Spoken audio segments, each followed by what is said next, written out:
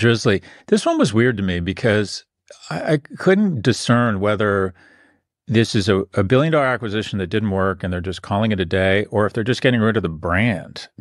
It's been rolled up to the larger food offering. Do you have any sense for what's going on here? Basically, the story Uber is telling, that this has kind of been the plan, and that their long-term plan is that they just want to consolidate all delivery into one app, and that app is going to be Uber Eats. And then they've also made statements about why it's actually not a big deal, which honestly I believe. For example, they're like, alcohol sales doubled on Uber Eats last year.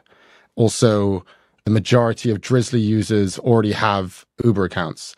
Also, they still keep all the back-end tech, like they have this proprietary ID technology that lets retailers identify and verify the age of their customers, and that's something that Drizzly designed and then Uber scooped up when they acquired them. Apple selling more smartphones than Samsung. Most people would credit Apple with a lot of sort of seminal or iconic business strategy moves, but I think the one that doesn't get enough attention was in 2001, Steve Jobs decided to take money out of pre-purchase broadcast advertising, and they opened their first store in Tyson's Corner if you think about it, you go back and what's so visionary about this was a time when Amazon was coming online, and the general consensus was that stores were just going to go away and we're going to no longer play a role, that we were all going to be ordering everything online. And what I think Jobs recognized was that branding, and brand is the core asset of Apple. They get above market margins. Just real quick, I was on the board of Gateway Computer. I don't know if you know that, Ed. But at that time, we sold more computers. We sold 3 times as many computers as Apple, but our margins, get this, our gross margins were like 6%, and Apple's margins were 30%. People pay so much for that self-expressive benefit brand Apple. So the brand really is key. And there's kind of 3 components to branding: pre-purchase advertising, loosely speaking, purchase, distribution, and then post-purchase loyalty programs, warranty, et cetera.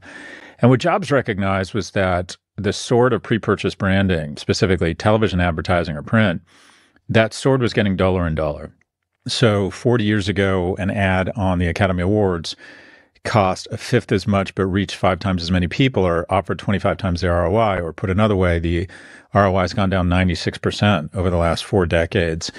And he recognized this and said, well, people still have to buy shit. So if you really examine the channel and hardware, the distribution channel was really desperate. If you ever wanted to fix a computer or buy a computer, you went into like Egghead Software or CompUSA or Circuit City, and then they opened these temples to the brand. And I think it has been the difference between Apple becoming the strongest brand in the world and Samsung losing share and just not offering the same, or not being able to offer the same type of margins in their product. And I consulted to the CMOs of both Nike and Samsung, and my message 15 years ago was the same to both.